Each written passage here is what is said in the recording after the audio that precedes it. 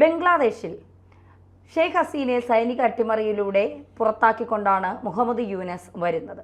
ഇപ്പോൾ മുഹമ്മദ് യൂനസും രാജിക്കൊരുങ്ങുന്നു എന്നുള്ളതാണ്. കാരണം അവിടെ ന്യൂനപക്ഷങ്ങളെ അതീവമായി ഉപദ്രവിച്ച് ഹിന്ദു ക്ഷേത്രങ്ങൾ തല്ലി തകർത്ത് ഹിന്ദു സന്യാസിമാരെ ജയിലിലാക്കി അങ്ങനെ ഏകാധിപതിയായി വാഴ്ന്നുകൊണ്ടിരിക്കുന്ന യൂനസിനെ ഇപ്പോൾ പട്ടാളം തന്നെ അട്ടിമറിക്കുന്നു. കഴിഞ്ഞ കുറച്ച് ദിവസങ്ങൾക്ക് മുമ്പ് ഷെയ്ഖ് ഹസീന പറഞ്ഞത്, ഞാൻ ബംഗ്ലാദേശിലേക്ക് തിരിച്ചു വരും, വീണ്ടും ഞാൻ ബംഗ്ലാദേശിൻ്റെ ഭരണം കയ്യേറുമെന്ന് കുറച്ച് നാളുകൾക്ക് മുമ്പാണ് ഷെയ്ഖ് ഹസീന പറഞ്ഞത്. അതിനുശേഷം എന്തൊക്കെയോ ബംഗ്ലാദേശിൽ സംഭവിച്ചു.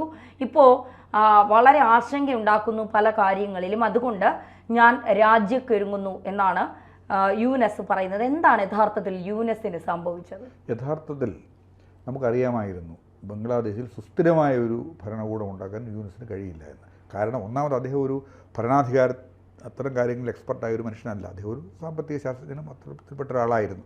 പിന്നെ ബംഗ്ലാദേശിൽ രൂപപ്പെട്ട പ്രതിസന്ധി എന്ന് പറയുന്നത് നമുക്ക് സാമ്പത്തികമായി ബംഗ്ലാദേശ് ഭീകരമായി തകർന്നിരിക്കുന്നു ഇത് കഴിഞ്ഞതിന് ശേഷം. അവിടുത്തെ ഈ ഇന്ത്യയുമായുള്ള ഒരു സൗഹാർദ്ദം നിലനിർത്തിക്കൊണ്ടല്ലാതെ ബംഗ്ലാദേശ് പോലെയുള്ള ഒരു രാജ്യത്തിന് മുമ്പോട്ട് പോകാൻ കഴിയില്ല എന്നുള്ളതാണ് വസ്തുത. ഒരു ഭരണകൂടത്തിന് നിലനിൽക്കാൻ കഴിയില്ല. പിന്നെ നമ്മൾ കാണുന്നത് ഈ ബംഗ്ലാദേശിലായാലും പാകിസ്ഥാനിലായാലും പട്ടാളത്തിന് ഈ ഭരണകൂടത്തിലുള്ള വലിയ ഒരു ഹോൾഡ്, വലിയ പിടി എന്ന് പറയുന്നത് നമ്മൾ കണ്ടുകൊണ്ടിരിക്കുകയാണ്. അപ്പോൾ ഈ പട്ടാളമാണ് കാര്യങ്ങൾ നിശ്ചയിക്കുന്നത്. പലപ്പോഴും അവരുപയോഗിക്കുകയാണ് ഈ പല വിധത്തിലും കാര്യങ്ങൾ. ഇപ്പോൾ ഇവിടെ രൂപപ്പെട്ടു വന്ന് നമുക്ക് ബംഗ്ലാദേശിലെ സ്ഥിതിഗതികൾ ഇപ്പോൾ 1971 ബംഗ്ലാദേശ് രൂപം കൊള്ളുന്നതെന്ന് പറയുന്നത്. ഇപ്പോൾ എത്രയായി 54 വർഷങ്ങളെ ആയിട്ടുള്ളൂ നമ്മുടെ ഈ ബംഗ്ലാദേശ് രൂപപ്പെട്ടിട്ട്. അല്ലെങ്കിൽ എങ്ങനെയാണ് അവിടെ അത് രൂപപ്പെട്ടതെന്ന് നമുക്കറിയാം. ഒരു ബംഗ്ലാദേശ് രൂപപ്പെട്ടു എന്ന് പറയുന്നത് നമ്മൾ വൈരുദ്ധ്യങ്ങളാണ് കാണുന്നത് പല കാര്യങ്ങളിലും. എങ്ങനെയാണ് നമ്മൾ ഈ പൊതുസമൂഹം ചർച്ച ചെയ്യുന്ന പല കാര്യങ്ങളും കൃത്യമായ വൈരുദ്ധ്യങ്ങളാണ് കാണുന്നത്. ഇവിടെ പാകിസ്ഥാൻ എന്ന് പറയുന്ന ഒരു രാഷ്ട്രത്തിൻ്റെ പാകിസ്ഥാൻ്റെ ഭാഗമായിരുന്നു ഇത്. കിഴക്കൻ പാകിസ്ഥാനും പടിഞ്ഞാറൻ പാകിസ്ഥാനും എന്നാണ് പറഞ്ഞിരുന്നത്. അവിടെ അതിഭീകരമായ വിധത്തിലുള്ള വിഭജനം ആണ്. വിഭജനം എന്ന് പറഞ്ഞു കഴിഞ്ഞാൽ ഒരു അസമത്വമാണ് കൃത്യമായിട്ട് നിലവിലിരുന്നത് അവിടെ എന്ന് പറയുന്നത്. ഈ ഭാഷാപരമായിട്ടും പല കാര്യങ്ങളും അങ്ങനെയാണ് ബംഗ്ലാദേശിനെ. അത് ചരിത്രപരമായി പറഞ്ഞാൽ അങ്ങനെ ഒരു ഇത്ര ദൂരെയുള്ള രണ്ട് സ്ഥലങ്ങൾ, ഒരു നമ്മുടെ ഭാരതത്തെ പോലുള്ള വലിയ ഭൂഖണ്ഡത്തിൻ്റെ രണ്ട് സൈഡിലായി കിടക്കുന്ന ഒരു സ്ഥലത്ത് ഒരു രാജ്യമായി തുടരാൻ കഴിയുകയില്ല എന്നുള്ളത് ജിയോളജിക്കലി നമുക്ക് അറിയാവുന്നൊരു കാര്യമായിരുന്നു. അത് മുമ്പോട്ട് പോകത്തില്ലെന്ന്. എന്നിട്ടാണ് അവർ ഈ അകലെ ഇരുന്നു കൊണ്ട് ഈ ബംഗ്ലാദേശിനെ അടിച്ചമർത്താൻ പാകിസ്ഥാൻ ശ്രമിച്ചുകൊണ്ടിരുന്നത്. അതാണ് സത്യം. അത് ഭാഷാപരമായ പ്രശ്നങ്ങൾ തുടങ്ങിയാണ് അത് രൂപപ്പെട്ട് ഇങ്ങനെ വന്നത്. ഞാൻ പറഞ്ഞു വന്നത് ഇപ്പം ഈ ബംഗ്ലാദേശിൻ്റെ രാഷ്ട്രപിതാവ് ഷെയ്ഖ് നമുക്കറിയാം, മുജിബുർ റഹ്മാൻ. അദ്ദേഹമായിരുന്നു ബംഗ്ലാദേശിന് ഹസീനയുടെ പിതാവ്. ഹസീന എന്ന് പറയുന്ന അവർ രക്ഷപ്പെട്ടത് തന്നെ അന്ന് പട്ടാള അട്ടിമറിയിലൂടെ അദ്ദേഹത്തിൻ്റെ കുടുംബാംഗങ്ങളെ മുഴുവൻ വധിച്ചിട്ടാണ് അവിടെ അധികാരം പിടിച്ചെടുത്തത്. അപ്പോൾ അങ്ങനെ അധികാരം പിടിച്ചെടുത്തപ്പോൾ മുതൽ ഈ മുജിബുർ റഹ്മാനും ഇന്ത്യ വിരോധത്തിൻ്റെ ശക്തികൾ എന്ന് പറയുന്നത് ജമാഅത്തെ ഇസ്ലാമി അടക്കമുള്ള, അതാ ഞാൻ പറഞ്ഞത്, ആഗോളമാനങ്ങളുള്ള കുറേ കാര്യങ്ങളാണ് നടന്നുകൊണ്ടിരിക്കുന്നത്. ജമാഅത്തെ ഇസ്ലാമിയാണ് ഏറ്റവും കൂടുതൽ ശക്തമായിട്ട് ഈ പുതിയ ഭരണകൂടത്തെ പിന്തുണയ്ക്കുന്ന ഒരു ശക്തി എന്ന് പറയുന്നവരാണുള്ളത്. അങ്ങനെയാണ്. അപ്പോൾ അങ്ങനെ ഈ കുടുംബത്തെ മുഴുവൻ, സ്വാതന്ത്ര്യത്തിൻ്റെ പ്രതീകമായിരുന്ന സഹിച്ച ഒരു കുടുംബത്തെ മുഴുവൻ വധിച്ചുകൊണ്ടാണ് അധികാര കൈമാറ്റം അവിടെ തുടങ്ങിയത്. പിന്നെ ഇവർ പുറത്തായിരുന്നത് കൊണ്ട് മാത്രം രക്ഷപ്പെട്ടു. അപ്പോഴും ജനവികാരം ഉള്ളിലുണ്ടായിരുന്നു. ഇപ്പോഴും വിദ്യാർത്ഥി പ്രക്ഷോഭം എന്ന് പറയുന്നത് രൂപപ്പെട്ട് വന്നപ്പോൾ അത് പട്ടാളത്തിൻ്റെ സഹായത്തോടു കൂടി മറ്റ് അവിടെയൊക്കെ മതം ഒരു ഘടകമായി പ്രവർത്തിച്ചിരിക്കാം.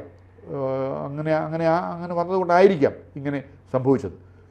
എന്തായാലും ഇവരെ പുറത്താക്കി, അവർക്ക് ഇന്ത്യ അഭയം കൊടുത്തു. നമുക്കറിയാം തീർച്ചയായിട്ടും അവിടെ ഒരു തിരിച്ച് ഭരണകൂടത്തിന് ഉള്ള ഒരു സാധ്യത ഉണ്ട് എന്ന് ഇന്ത്യയിലെ ഭരണകൂടം മനസ്സിലാക്കിയിരുന്നു എന്ന് തന്നെ വേണം നമുക്ക് കരുതാൻ. അങ്ങനെ എടുത്ത് കളയത്തക്ക വിധത്തിൽ അല്ല ജനങ്ങളുടെ അടുത്തിട്ടുള്ള ഒരു ചിന്താഗതി എന്ന് മനസ്സിലാക്കിക്കൊണ്ട് തന്നെയാവണം ഷെയ്ഖ് ഹസീനയ്ക്ക് ഇന്ത്യയിൽ അഭയം കൊടുത്തത് എന്ന് വേണം നമുക്ക് കരുതാൻ. പിന്നെ ന്യൂനപക്ഷ വേട്ട എന്ന് പറയുന്നത്, ന്യൂനപക്ഷങ്ങളെപ്പറ്റി എല്ലായിടത്തും ന്യൂനപക്ഷങ്ങൾക്ക് അനുകൂലമെന്ന് പറയുന്നവർ പോലും ഇതിനെപ്പറ്റി പലപ്പോഴും നിശബ്ദരാകുകയാണ് നമ്മൾ കണ്ടിരിക്കുന്നത്. ബംഗ്ലാദേശിലെ ഈ നിശബ്ദരാകുക എന്നുള്ളവരാണ് കണ്ടിരിക്കുന്നത്. അപ്പോൾ എന്തുകൊണ്ടാണ് മുഹമ്മദ് യൂനസിനെ പോലെ ഒരാൾ അധികാരം കഴിഞ്ഞപ്പോഴായിരിക്കാം അദ്ദേഹത്തിന് മനസ്സിലായത് ഇതിങ്ങനെ കൊണ്ടു നടക്കാൻ കഴിയില്ല എന്നുള്ളത്. ഞാൻ നേരത്തെ പറഞ്ഞു തുടങ്ങിയതുപോലെ ഇന്ത്യയുമായി ഒരു നല്ല ബന്ധത്തിലല്ലാതെ, കാരണം അത് പ്രതിരോധത്തിലായാലും വ്യാപാരത്തിലായാലും വാണിജ്യത്തിലായാലും ഇതിലൊക്കെ ഇന്ത്യയുമായി ഒരു നല്ല ബന്ധം തുടർന്ന് അല്ലെങ്കിൽ ടൈപ്പ് ഇല്ലാതെ ഈ രാജ്യത്തിന് നിലനിൽപ്പില്ല എന്നുള്ളതാണ് അതിൻ്റെ വസ്തുത. അപ്പോൾ അതിനെതിരായിട്ട് ശ്രമിച്ചാൽ അത് എങ്ങും എത്തിച്ചേരില്ല എന്നുള്ളതാണ്, ആ രാജ്യത്തിൻ്റെ നിലനിൽപ്പ് തന്നെ അപകടത്തിലാകും എന്നുള്ളതാണ് വസ്തുത. അപ്പോൾ അതുകൊണ്ടാണ് പിന്നെ അത് പിടിച്ചു നിർത്താൻ അല്ലെങ്കിൽ പട്ടാളം അത് സമ്മതിക്കുന്നില്ല.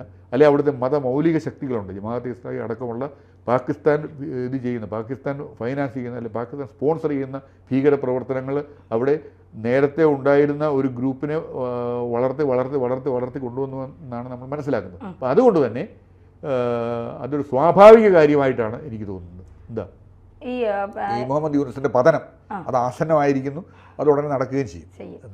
ഈ സൈന്യം പറയുന്നത് US-ന്റെ താല്പര്യങ്ങൾക്ക് വഴങ്ങി രാജ്യസുരക്ഷ അടിയറവ് വയ്ക്കാൻ കഴിയില്ല. അതായത് മുഹമ്മദ് യൂനസ് US-ന്റെ താല്പര്യങ്ങൾക്ക് വഴങ്ങുന്നുണ്ട്, അതുവഴി രാജ്യസുരക്ഷയെ അത് ബാധിക്കുന്നുണ്ട്. അത് തൽക്കാലം അടിയറവ് വച്ച് അമേരിക്കയ്ക്ക് വേണ്ടി തൽക്കാലം ഞങ്ങളുടെ രാജ്യം അടിയറവ് വയ്ക്കാൻ ഞങ്ങൾ തയ്യാറല്ല എന്ന് സൈന്യം കൃത്യമായി പറയുമ്പോൾ അതിൻ്റെ പിന്നിൽ ഷെയ്ഖ് ഹസീന തിരിച്ചു വരാനുള്ള എന്തെങ്കിലും സാധ്യതകളുണ്ടോ? അല്ല, തീർച്ചയായിട്ടും ഉണ്ട്. ഇപ്പം US-ന്റെ താല്പര്യം, ചൈന നമ്മൾ ശ്രദ്ധിക്കേണ്ട ഒരു വിഷയമെന്ന് പറയുന്നത് ഈ രാജ്യത്തെ ഇന്ത്യ വിരുദ്ധരായിട്ടുള്ള ഏത് ശക്തികളെയും, കാരണം ഏഷ്യയിലെ ഏറ്റവും വലിയ ശക്തിയാകാനുള്ള ശ്രമത്തിൽ ഇന്ത്യക്ക് പിന്നെ കഴിയുന്നത്ര ശത്രുക്കളെ ഉണ്ടാക്കിയെടുക്കുക എന്നുള്ളത് ചൈനയുടെ ഒരു നയമാണ്, ചൈനയുടെ ഒരു ചിന്തയാണ്.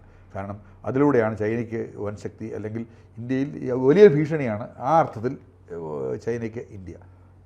അതുകൊണ്ട് ഇന്ത്യക്കെതിരായി വരുന്ന ശക്തികളെ രൂപപ്പെടുത്തിയെടുക്കുക. അതിപ്പോൾ ഇന്ത്യയുടെ അയൽ രാജ്യങ്ങളിലൊക്കെ ചൈനയുടെ കൃത്യമായ ഒരു ഓപ്പറേഷൻ നടക്കുന്നുണ്ട് എന്നുള്ള സത്യമാണ്. നേപ്പാളിലായാലും ബംഗ്ലാദേശിലായാലും പാകിസ്ഥാനിലായാലും മ്യാൻമാർ, ഇവിടെ എല്ലാ സ്ഥലങ്ങളിലും ചൈനയുടെ ഒരു, നമ്മുടെ അതിർത്തി പങ്കിടുന്ന സംസ്ഥാനങ്ങളിലൊക്കെ അരക്ഷിതാവസ്ഥ സൃഷ്ടിക്കാൻ ചൈന ശ്രമിക്കുന്നുമുണ്ട് എന്നുള്ളതാണ്. അപ്പോൾ ചൈന US ഒരു ശത്രുത നിലനിൽക്കുന്നുണ്ട്, അല്ലാതെ തന്നെ നിലനിൽക്കുന്നുണ്ട്. അപ്പോൾ സ്വാഭാവികമായിട്ടും അവർ US-ന് പിന്നെ എതിരായി എന്ന് പറയുമ്പോൾ ചൈനയ്ക്ക് അനുകൂലമായ ഒരു നിലപാട് സ്വീകരിക്കുന്നു എന്ന് വേണം കരുതാൻ. അങ്ങനെ അതിന് അത്ര ഒരു നീക്കം ഇങ്ങനെ അന്തർധാരയായിട്ട് അവിടെ നിലനിൽക്കുന്നുണ്ട്. അതുകൊണ്ടാണ് ഈ US-ന്റെ കാര്യങ്ങളെപ്പറ്റി ഇങ്ങനെ പറയുന്നത് എന്നാണ് നമ്മൾ കരുതുന്നത്. എന്തായാലും US തീർച്ചയായിട്ടും ഷെയ്ഖ് ഹസീനയ്ക്ക് അനുകൂലമായൊരു നിലപാട് സ്വീകരിക്കത്തുള്ളൂ എന്ന് വേണം കരുതാൻ. അങ്ങനെ വേണം കരുതാൻ, തീർച്ചയായിട്ടും അങ്ങനെയാണ് കരുതുന്നത്. അപ്പോൾ അതുകൊണ്ട് തന്നെ ഈ പിന്നെ സൈന്യത്തിൻ്റെ ഈ നിലപാട്, ഈ പറയുന്ന ഈ നിലപാടെന്ന് പറയുന്നത് ശരിയായി വരത്തില്ല, അല്ലെ അവർ ഉദ്ദേശിക്കുന്ന വിധത്തിലേക്ക് കൊണ്ടുപോകാൻ കഴിയത്തില്ല. അവർക്കിപ്പോൾ അവിടെ ഒരു അരക്ഷിതാവസ്ഥയും അസ്വസ്ഥതയും ഉണ്ടാകുന്നു എന്നത് തന്നെയാണ് വസ്തുത. അല്ലാതെ ഇപ്പോൾ US-ന്റെ ഷെയ്ഖ് ഹസീനയ്ക്ക് തിരിച്ചു ചെല്ലാൻ കഴിയുന്നത് എത്രത്തോളം വേഗത്തിലാകും എന്ന് നമുക്ക് അറിഞ്ഞുകൂടാ. പിന്നെ ഇവിടെയൊക്കെ പട്ടാളത്തിനുള്ള ഒരു റോൾ എപ്പോഴും ഉണ്ടല്ലോ, എപ്പോഴും കയ്യിലുണ്ട് പട്ടാളത്തിൻ്റെ ഒരു റോൾ. അത് പാകിസ്ഥാനിലായാലും ഇവിടെ പാകിസ്ഥാനിൽ നമ്മൾ കണ്ടില്ലേ, തോറ്റ സൈനിക മേധാവി അദ്ദേഹത്തിന് ഫീൽഡ് മാർഷൽ പദവി കൊടുത്തിരിക്കുന്നു. അപ്പോൾ സൈന്യം എന്ന് പറയുന്നത് ഇവിടെ ഇവരുടെയൊക്കെ ഒരു അവരെ വരത്തിലേക്ക് വരെ എന്ന് പറയുന്ന പോലെ ഇപ്പം ഈ ഒരു പക്ഷേ മുഹമ്മദ് യൂനുസിന് ഈ പറഞ്ഞ അന്താരാഷ്ട്ര സമ്മർദ്ദങ്ങളും ഇന്ത്യയുടെ സമ്മർദ്ദവും അടക്കമുള്ള ഈ ന്യൂനപക്ഷ വേട്ടയടക്കമുള്ള കാര്യങ്ങളിലുള്ള എതിർപ്പിനോട് ഭാഗമായിട്ട് എന്തെങ്കിലും ചലനങ്ങൾ അദ്ദേഹത്തിൻ്റെ ഭാഗത്തു നിന്ന് ഉണ്ടായിരിക്കാം ചിലപ്പോൾ, അല്ലെങ്കിൽ കുറച്ചുകൂടെ എന്തെങ്കിലും ഇത്തരം കാര്യങ്ങളിലൊരു സ്വീകരിക്കേണ്ട കാര്യങ്ങളെ പറ്റിയുള്ള ഇന്ത്യയുമായുള്ള സംഭാഷണത്തിലൊക്കെ അദ്ദേഹം അത് പറഞ്ഞിട്ടുണ്ടായിരുന്നു. ഈ ന്യൂനപക്ഷങ്ങൾക്ക് ഈ പറയുന്ന നമ്മൾ സംരക്ഷണം കൊടുക്കും എന്നൊക്കെ പറയുന്നുണ്ടായിരിക്കും. അങ്ങനെ പറയുന്നത് പോലും ഇഷ്ടപ്പെടാത്ത ഒരു വിഭാഗമായിരിക്കാം സൈന്യത്തിൽ ഇത് ചെയ്യുന്നത് എന്നുള്ളതാണ്. പക്ഷേ എന്തായാലും ഈ മുഹമ്മദ് യൂനുസിന് ഈ പട്ടാളത്തിൻ്റെ ഇടപെടൽ, പിന്നെ മുഹമ്മദ് യൂനുസിൻ്റെ ദുർബലമായ അവസ്ഥ, അതാണ് അദ്ദേഹം ഒരു പോപ്പുലർ ലീഡറോ അല്ലെങ്കിൽ ആളോ അല്ലല്ലോ. അദ്ദേഹത്തിനല്ല, ജനങ്ങളുടെ ഒരർത്ഥത്തിലും ജനങ്ങളുടെ ഇടയിൽ വേരുകളുള്ള ആളല്ല. അദ്ദേഹത്തെ ഒരു പരിധിവരെ ഒരു പാവയായി, അദ്ദേഹത്തിൻ്റെ മേഖല വേറെയാണ്, ഒരു പരിധിവരെ ഒരു ഭരണാധികാരി എന്നുള്ളതിൽ ഒരു പാവയായിട്ട് അദ്ദേഹത്തെ വെച്ചിരിക്കുന്നു എന്ന് മാത്രമേ ഉള്ളൂ എന്നുള്ളതാണ്. അപ്പോൾ അവിടെ നിയന്ത്രിക്കുന്നത് അവരല്ല, മുഹമ്മദ് യൂനുസ് അല്ല, തീർച്ചയായിട്ടും പട്ടാളമോ അവരോ ആണ്. അപ്പോൾ US-ന്റെ നിലപാട് തീർച്ചയായിട്ടും സ്വാധീനിക്കപ്പെടും എന്ന് തന്നെയാണ്. അപ്പോൾ അവിടെ ഈ ചൈനയുടെ നിലപാടും ഇതേപോലെ നമ്മൾ ശ്രദ്ധിക്കണം. അവിടെ അസ്ഥിരത ഉണ്ടാക്കിക്കൊണ്ട് ഇന്ത്യക്കെതിരെയുള്ള ഏത് ശക്തികളെയും എന്താ പറയുക പിന്നെ വളർത്തിയെടുക്കാനുള്ള ചൈനയുടെ ശ്രമത്തിന് അനുകൂലമായി ചൈന അവരെ ഉപയോഗിക്കുന്നു എന്ന് വേണം ഈ പ്രസ്താവനയിൽ നിന്ന് മനസ്സിലാക്കാനെന്നാണ് എനിക്ക് തോന്നുന്നത്.